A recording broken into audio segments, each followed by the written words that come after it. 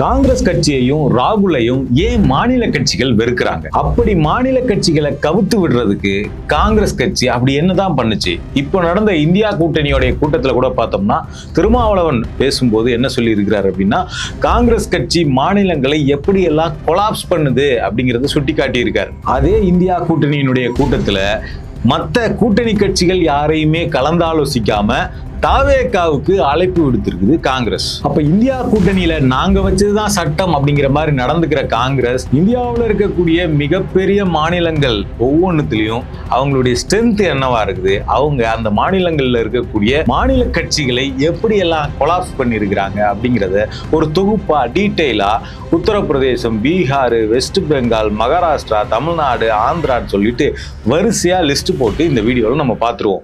முதல்ல வெஸ்ட் பெங்கால் இப்போ சமீபத்தில் தேர்தல் நடந்து முடிஞ்சிருந்தது. அந்த மாநிலத்தில் திரிணாமுல் காங்கிரஸ் கட்சி மிகப்பெரிய வீழ்ச்சியை, சரிவை சந்திச்சிருக்குது. கிட்டத்தட்ட அந்த மாநிலத்தில் பார்த்தோம்னா 6.4 கோடி வாக்காளர்கள் ஓட்டு போட்டிருக்காங்க. அதுல பாஜகவுக்கும் வெஸ்ட் பெங்காலுக்கும் இடையில இருக்கக்கூடிய ஓட்டு கேப் அப்படிங்கிறது பார்த்தோம்னா கிட்டத்தட்ட ஒரு 32 லட்சம் அப்படிங்கிறது ரெண்டுத்துக்கும் இடையில இருக்கக்கூடிய கேப்.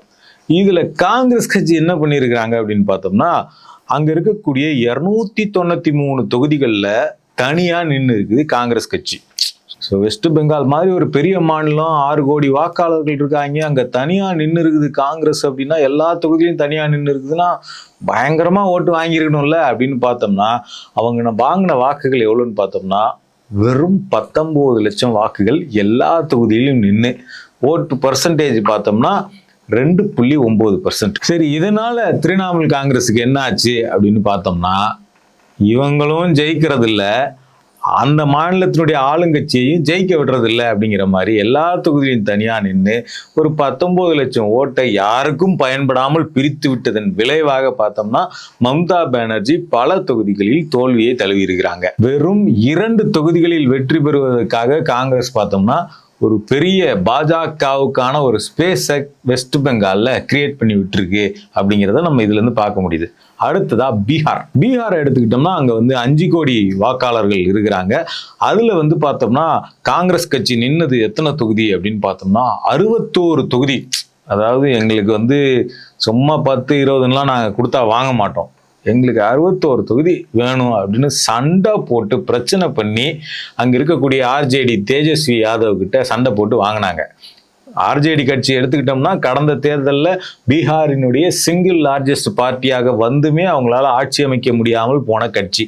அந்த கட்சி கிட்ட சண்டை போட்டு எலெக்ஷனுக்கு முன்னாடியே ஒரு கூட்டணியில் ஒரு குழப்பத்தை கிரியேட் பண்ணி அந்த எலெக்ஷன்ல குறிப்பாக ஆர்ஜேடி நிற்கிற தொகுதிகளிலேயே எதிர் வேட்பாளர்கள்லாம் நிறுத்தி இந்த மாதிரி பல சர்ச்சைகளை பண்ணி காங்கிரஸ் கட்சி சண்டை போட்டு 61 தொகுதிகளை வாங்குச்சு. சரி, 61 வாங்கிட்டாங்க. அதுல எத்தனை ஜெயிச்சிருக்காங்க அப்படின்னு பார்த்தோம்னா வெறும் 6 சீட்டு ஜெயிச்சிருக்கிறாங்க. அவங்க வாங்கின ஓட்டு எவ்வளவு தெரியுங்களா? 43 லட்சம் ஓட்டு. 43 லட்சம் ஓட்டு வாங்குறதுக்காக 61 தொகுதிகளை வாங்கியிருக்கிறாங்க. வெறும் 8% ஓட்டு, 8.7% ஓட்டை வாங்குறதுக்கு கிட்டத்தட்ட பீகார்ல 4ல் ஒரு சீட்டை வாங்கியிருக்கிறாங்க.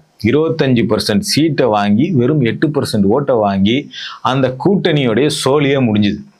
பீகார்லையும் பாஜகவினுடைய ஆட்சி. அடுத்ததா மகாராஷ்டிரா எடுத்துக்கிட்டோம்னா அங்க ஒரு 6.4 கோடி வாக்காளர்கள் ஓட்டு போட்டிருக்காங்க. அங்க எவ்வளவு சீட்டு வாங்கினாங்க தெரியுமா? காங்கிரஸ் 101 சீட்டு. சிவசேனாவை விடாம பிரச்சனை பண்ணி 101 சீட்டை வாங்கி அங்க எவ்வளவு ஜெயிச்சாங்க தெரியுங்களா? வெறும் 16 சீட்டு. 101 சீட்ல 16 ஜெயிச்சு அவங்க வாங்கின ஓட் பர்சன்ட் எவ்வளோன்னா வெறும் 12%. அதே சிவசேனா அவங்க பார்த்தோம்னா 95 தொகுதியில போட்டிட்டாங்க. அதாவது காங்கிரஸை விட குறைவான எண்ணிக்கையில போட்டியிட்ட சிவசேனா, உத்தவ் தாக்கரேவினுடைய சிவசேனா பிரிவு 20 தொகுதியில ஜெயிச்சாங்க. இவங்க 101 நாங்க தான் பெருசு, நீ எல்லாம் ஒரு பெரிய ஆள் கிடையாது அப்படின்லாம் சண்டை போட்டு வாங்கி வெறும் 16 தொகுதியில ஜெயிச்சாங்க. ஸோ இப்படி ஒரு எலெக்ஷனுக்கு முன்னாடியே அந்த கூட்டணியில ஒரு ஒற்றுமை இல்லை, இந்த கூட்டணிக்குள்ள ஒரு ஒரு ஒரு இந்த கூட்டணியுடைய கெமிஸ்ட்ரி சரியில்லை அப்படிங்கிற மாதிரியான ஒரு அதிருப்தியை மக்கள்கிட்ட உருவாக்கி அந்த கூட்டணிக்கு ஓட்டு போட விரும்புகிற மக்களை கூட பிஜேபி பக்கம் தள்ளி விடுற வேலையை மகாராஷ்டிரா, பீகார், வெஸ்ட் பெங்கால் எல்லா இடத்துலையும் காங்கிரஸ் வந்து பண்ணியிருக்கு. அடுத்ததான் இந்தியாவிலேயே பெரிய மாநிலம் உத்தரப்பிரதேசம்.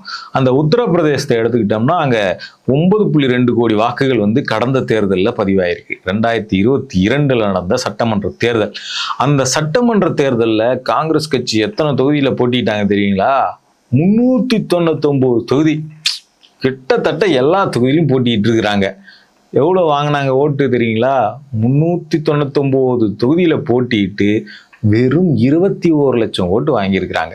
வெறும் பர்சன்டேஜாக பார்த்தோம்னா 2.3%. உத்தரப்பிரதேசத்தில் இதுதான் அவங்களோட ஸ்ட்ரென்த்து. அப்போ உத்தரப்பிரதேசத்தில் பெரிய கட்சி எது அப்படின்னு பார்த்தோம்னா அகிலேஷ் யாதவினுடைய சமாஜ்வாதி கட்சி தான் அங்கே பெரிய கட்சி. ஸோ இந்த ஃபேக்டை காங்கிரஸ் கட்சியை அக்செப்ட் பண்ணிக்கணுமா இல்லையா? வெறும் 2.3% தான் நம்ம ஓட்டு வச்சிருக்கிறோம். இங்கே பெரிய கட்சியாக வந்து அகிலேஷ் யாதவ் இருக்கிறாரு. அவங்க கிட்ட நம்ம பேசும்போது இந்த 2.3%க்கு எவ்வளோ சீட்டோ அத்தனை சீட்டை மட்டும் நம்ம வாங்கிக்குவோம், மீதியை அவங்க நின்று ஜெயிக்கிட்டோம், இதுக்குள்ளே நம்ம வந்து ஒரு பெர்ஃபார்மன்ஸை நம்ம பில்ட் பண்ணுவோம் அப்படின்னு தானே நினைக்கணும். ஆனால் அதெல்லாம் கிடையாது. 2.3% வச்சுருந்தாலுமே எங்களுக்கு 100லேருந்து 125 சீட்டு வேணும் அப்படின்னு கேட்குறது. இந்த மாதிரி கேட்டதுனால தான் கடந்த முறை இந்த கூட்டணி அமையாமல் அகிலேஷ் யாதவ் வந்து காங்கிரஸை கூட்டணியில் சேர்த்துக்காம தனியாக நின்று வந்து பார்த்தோம்னா அவங்க வேற கூட்டணி, காங்கிரஸ் இல்லாத கூட்டணியை அமைச்சு அங்கே நின்று பார்த்தோம்னா அவங்க வந்து ஒரு முக்கியமான அளவுக்கான பர்சன்டேஜ் ஓட்டை வந்து சமாஜ்வாதி கட்சி வாங்குச்சு. ஆனால் இவங்க 100 சீட்டு கேட்டவங்க, 110 சீட்டு கேட்டவங்க, 120 சீட்டு கேட்டவங்க எல்லா தொகுதியிலையும் தனியாக நின்று அவங்க வாங்கின ஓட்டு வெறும் 21 லட்சம். அதில் 2 சீட்டு ஜெயிச்சிருக்கிறாங்க. ஆனால் கேட்கறது 100 சீட்டு, 125 சீட்டு. அப்போ இருக்கிற 2% ஓட்டுக்கு 30% சீட்டை எனக்கு வேணும்னு கேட்டாக்கா ஒரு கட்சி, ஒரு மாநில கட்சி அதை எப்படி அலோவ் பண்ணும்? இது மாநில கட்சியை மோசமாக டீல் பண்ணுறதா இல்லையா? இதுதான் வந்து காங்கிரசினுடைய, ராகுல் காந்தியினுடைய அணுகுமுறையில் மாநில கட்சிகளிடையே எங்கே சிக்கல் வருது, ஏன் தமிழ்நாட்டில் கூட திமுகவோடு காங்கிரஸுக்கு சிக்கல் வந்தது அப்படின்லாம் ஒரு அனலைஸ் பண்ணோம் அப்படின்னா தமிழ்நாட்டில் மட்டும் காங்கிரஸ் இந்த பிரச்சனையை பண்ணல. எந்தெந்த மாநிலத்திலலாம் அங்கே இருக்கக்கூடிய மாநில கட்சிகள் வந்து பலமாக இருக்கிறாங்களோ அங்கெல்லாம் உள்ளே போயிட்டு இந்த குழப்ப வேலையை காங்கிரஸ் பண்ணியிருக்குது. அடுத்து நம்ம தமிழ்நாட்டுக்கு வருவோம். ஏன்னா உத்தரப்பிரதேஷ், மகாராஷ்டிரா, வெஸ்ட் பெங்கால், பீகார் இந்த மாதிரி பெரிய மாநிலங்களை பார்த்துட்டோம். தமிழ்நாடும் அந்த வரிசையில் ஒரு பெரிய மாநிலம். தமிழ்நாட்டுக்கு வந்தோம் அப்படின்னா 2014 நாடாளுமன்ற தேர்தலில் தான் காங்கிரஸ் வந்து தனியாக நின்னாங்க. ஸோ தனியாக நின்னதில் தானே அவங்களுடைய ஓட் பேங்க் என்ன அப்படிங்கிறது நமக்கு தெரிஞ்சிருக்கும். 2014 நாடாளுமன்ற தேர்தலில் தனியாக நின்று அந்த தேர்தலில் வந்து மொத்தம் 4 கோடி வாக்குகள் பதிவாயிருந்தது. அதில் காங்கிரஸ் வாங்கின வாக்கு எவ்வளோ தெரியுங்களா? வெறும் 17.5 லட்சம் ஓட்டு. 39 நாடாளுமன்ற தொகுதியிலும் தனியாக நின்று வெறும் 17.5 லட்சம் ஓட்டு வாங்கினது தான் காங்கிரஸினுடைய உண்மையான ஓட் பேங்க் தமிழ்நாட்டில். அது பர்சன்டேஜாக எவ்வளோன்னு பார்த்தோம்னா 4.3%. ஸோ இந்த 4.3% ஓட் பேங்குக்கு ஒரு சட்டமன்ற தேர்தலில் எத்தனை தொகுதி கொடுக்க முடியும் அப்படின்னு நம்ம பார்த்தோம்னா ஒரு 10 சீட்டு கொடுக்கலாம். ஆனால் வந்து இவங்க கேட்குறது என்னன்னா, எங்களுக்கு 40 சீட்டு வேணும், 50 சீட்டு வேணும், 60 சீட்டு வேணும்னு கேட்குறது. இப்படி தான் 2011 சட்டமன்ற தேர்தலில் காங்கிரஸ் கட்சி திமுக கிட்ட சண்டை போட்டு பிளாக்மெயில் பண்ணி 63 சீட்டு வாங்குச்சு. அந்த 63ல் எத்தனை ஜெயிச்சாங்க தெரியுங்களா? வெறும் 5 சீட்டு. 5 சீட்டு ஜெயிக்கிறதுக்கு பிளாக்மெயில் பண்ணி 63 சீட்டு வாங்கி திமுகவை பலவீனப்படுத்தி காங்கிரஸ் சாதித்தது அப்படிங்கிறது வெறும் 5 சீட்டு. அதுக்கு பிறகு 2016 சட்டமன்ற தேர்தல், அதில் திமுகவோட கூட்டணி வச்சு தான் போட்டிட்டாங்க. அப்போது எவ்வளோ சீட்டு தெரியுமா? அப்பயும் இதே பிரச்சனை தான்.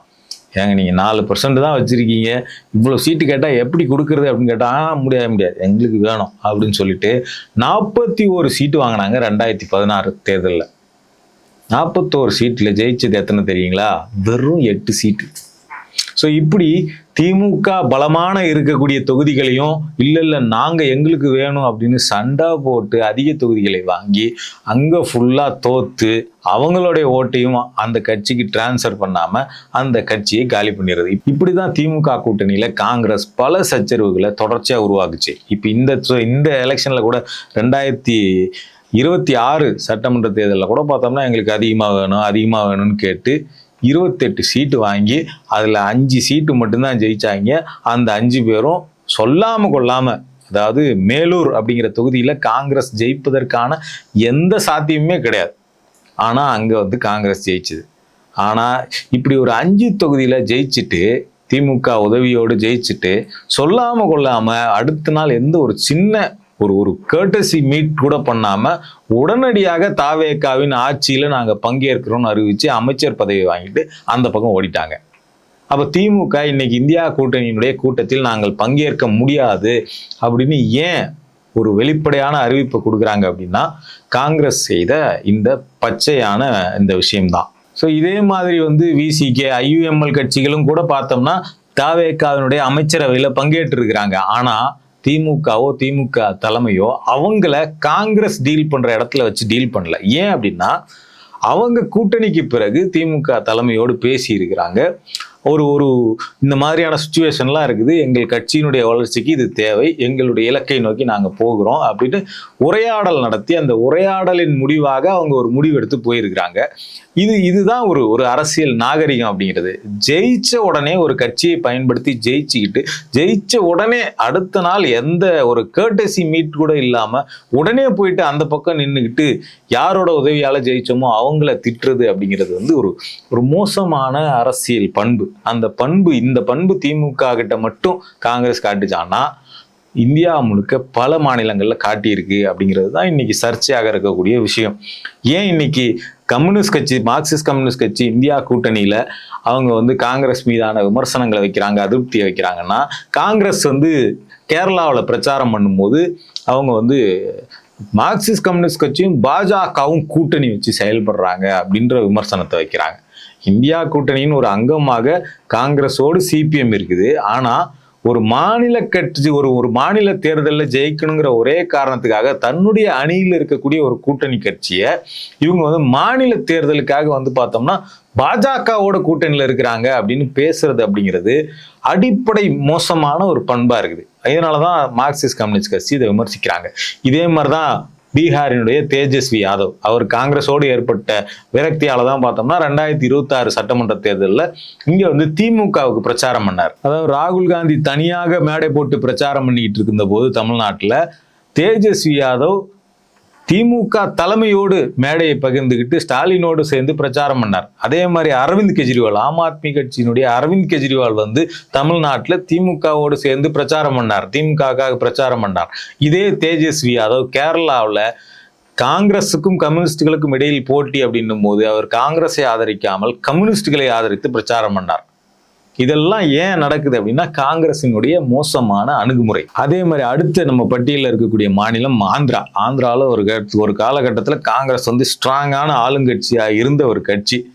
ஆந்திராவில் 3.3 கோடி ஓட்டு இருக்குது. அங்க இன்னைக்கு காங்கிரஸோடைய நிலைமை என்ன தெரியுங்களா? அதாவது 2024 சட்டமன்ற தேர்தலில் ஆந்திராவில் 158 தொகுதியில நின்று அவங்க வாங்கின ஓட்டு வெறும் 5.8 லட்சம் ஓட்டு, ஒரு 5.5 லட்சம் ஓட்டை வாங்கிட்டு ஆந்திராவில் அவங்க கொடுக்குற அலப்புறம் இருக்குல்ல, அதெல்லாம் உச்சகட்டம்.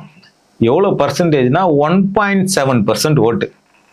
இந்தியாவினுடைய அதிக மக்கள் தொகை கொண்ட அதிக நாடாளுமன்ற சீட்டுகள் இருக்கக்கூடிய மாநிலங்கள்ல காங்கிரஸ் கட்சியினுடைய நிலைமை அப்படிங்கிறது இவ்வளவுதான், 1.7% ஆந்திராவில். ஆனா இதை வச்சுக்கிட்டு மாநில கட்சிகளை லெஃப்ட் ஹேண்ட்ல டீல் பண்றது. அதே மாதிரி காங்கிரஸ் இன்னைக்கு இந்தியாவில் எத்தனை மாநிலங்கள்ல ஆட்சியில் இருக்குது அப்படின்னு பார்த்தோம்னா வெறும் 4 மாநிலங்கள்ல மட்டும்தான் இந்தியாவில் காங்கிரஸ் ஆட்சி நடக்குது. அதுல 3 மாநிலம் சவுத் இந்தியா, அதுவும் இப்ப கேரளா ஜெயிச்சதோட சேர்த்து, இல்லைன்னா 3 மாநிலம் தான். என்னென்ன மாநிலம்னா சவுத் இந்தியாவில் கேரளா, கர்நாடகா, தெலுங்கானா, இந்த 3 மாநிலங்கள்ல சவுத் இந்தியாவில் காங்கிரஸினுடைய ஆட்சி நடக்குது. நார்த் இந்தியா எடுத்துக்கிட்டோம்னா வெறும் ஒரே மாநிலம் ஹிமாச்சல பிரதேசத்துல மட்டும்தான் காங்கிரஸின் ஆட்சி நடக்குது. அதுவும் இந்த மாதிரி பெரிய மக்கள் தொகை கொண்ட எல்லா மாநிலங்கள்லயும் காங்கிரஸினுடைய அந்த பங்களிப்பு அப்படிங்கிறது சிங்கிள் டிஜிட் ஓட் பர்சன்டேஜாக தான் இருக்கு. அப்ப இப்படி இருக்கக்கூடிய யதார்த்தத்தை உணராம இவங்க மாநில கட்சிகளை தொடர்ச்சியா பலவீனப்படுத்துற வேலையை பண்ணிக்கிட்டே இருக்கிறாங்க. ஒருவேளை உண்மையிலேயே மோடியை வீழ்த்து விட்டு பிரதமர் பதவியில அமரணும் அப்படின்னு ராகுலுக்கு கனவு, லட்சியம், ஆசையெல்லாம் இருக்குது அப்படின்னா அது ராகுலால தனிப்பட்ட முறையில சாத்தியப்படுத்தவே முடியாது. மாநில கட்சிகளோடு அவர் மேற்கொள்கிற உறவின் அடிப்படையில மட்டும்தான், அவங்களோட ஆதரவோட மட்டும்தான் ராகுல் காந்தி பிரதமராக அமர முடியும். இல்லைன்னா அவருக்கு அந்த கனவு கடைசி வரை கனவாகத்தான் இருக்கும்.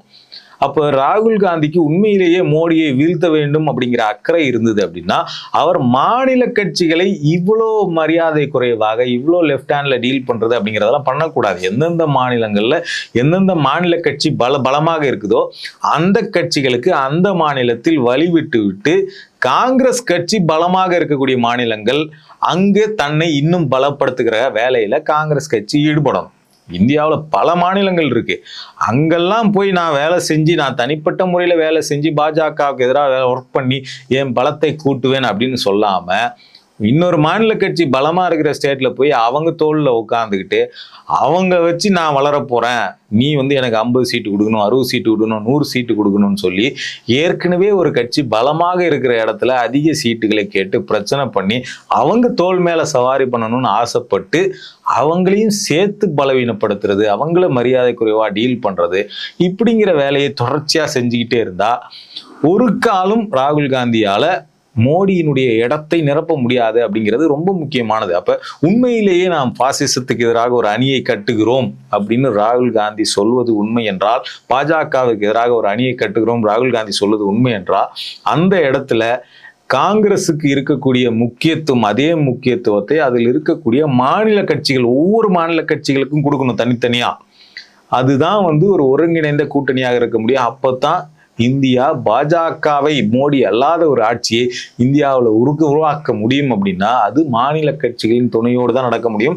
மாநில உரிமைகளை மதித்து மாநில கட்சிகளின் கோரிக்கையை மதித்து அவங்களுக்கு வழிவிட்டு அவங்களோடு உறுதுணையாக நின்றால் மட்டும்தான் இது சாத்தியப்படுத்த முடியும்.